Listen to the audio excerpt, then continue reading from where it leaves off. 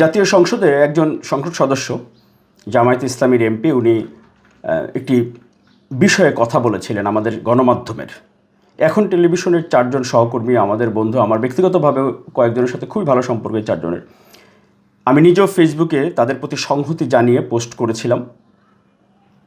তাদের পক্ষে অবস্থান নিয়ে জামায়াতে ইসলামের একজন সংসদ সদস্য সংসদে কথা বলেছেন। মিডিয়ার কন্ট্রোলের মাধ্যমে আমাদের এই দেশের সাংবাদিকদেরকে নিয়ন্ত্রণ করা হচ্ছে। এখন টিভির 5 জন সাংবাদিককে কি কারণে শোকজ করা হয়েছে, কি কারণে তাদেরকে বের করে দেওয়া হয়েছে চ্যানেল থেকে, এই সব কিছুর সুরাহা যদি স্বরাষ্ট্রমন্ত্রী বা মাননীয় আইনমন্ত্রী ব্যবস্থা গ্রহণ করতেন তাহলে হয়তো ভালো হতো।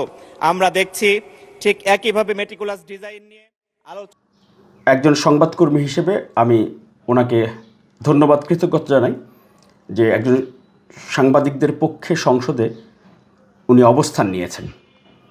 এবং এই 4 সাংবাদিক সহকর্মী বন্ধু আসলে সৌভাগ্যবান, কারণ হচ্ছে সংসদের আগেও রাজনৈতিক দল হিসেবে জামায়াতে ইসলামী সংবাদ সম্মেলনে দেখেছি এই বিষয়ে কথা বলেছেন।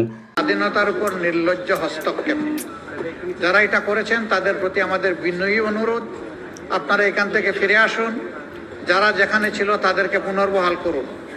এরপরে হচ্ছে বিবৃতি দিয়েছে জামায়াতে ইসলামী, ছাত্র শিবির এবং ছাত্র শিবিরে ঢাকা বিশ্ববিদ্যালয়ের নেতৃবৃন্দ, ডাকসু নেতৃবৃন্দ, ওনারাও দফায় দফায় এই বিষয়ে গণমাধ্যমে এবং বিভিন্ন ডিজিটাল প্ল্যাটফর্মে কথা বলেছেন। এখন টিভির 4 জন সাংবাদিককে তাদেরকে শোকজ দেওয়া হয়েছে যারা জুলাইয়ের পক্ষে শক্তি ছিল।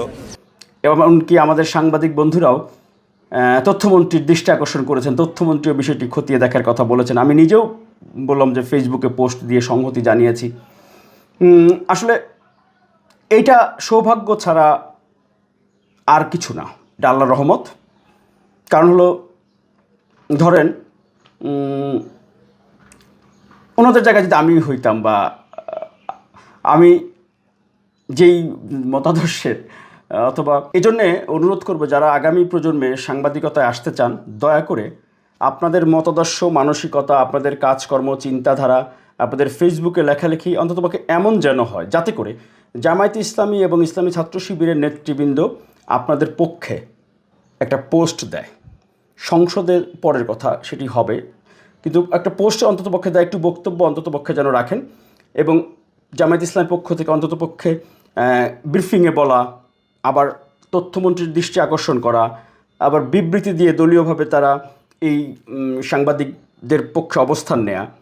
বিষয় ছিল এখন টেলিভিশন 4 সংবাদকর্মীকে শোকজ করেছিল।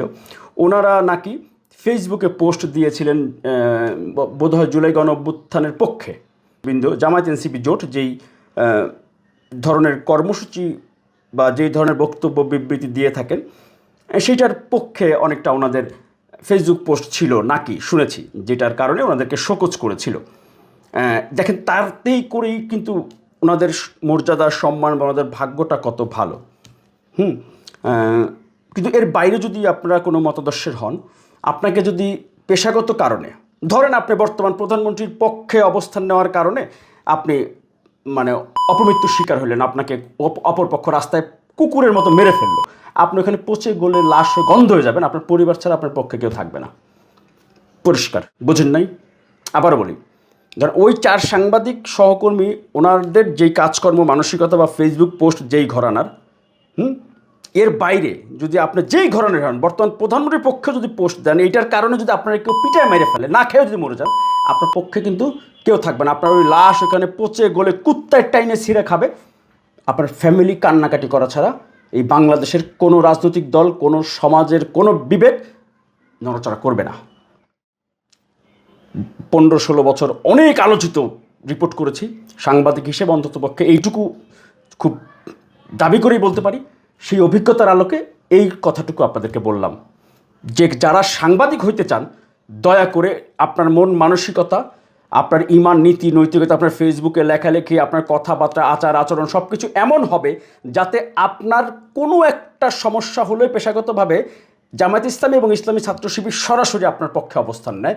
এই মানসিকতা নিয়ে যদি সাংবাদিকতায় আসতে পারেন আসবেন, নাহলে দয়া করে কেউ পায়ে ধরে সাংবাদিকতা প্রফেশনে কেউ আসবেন না।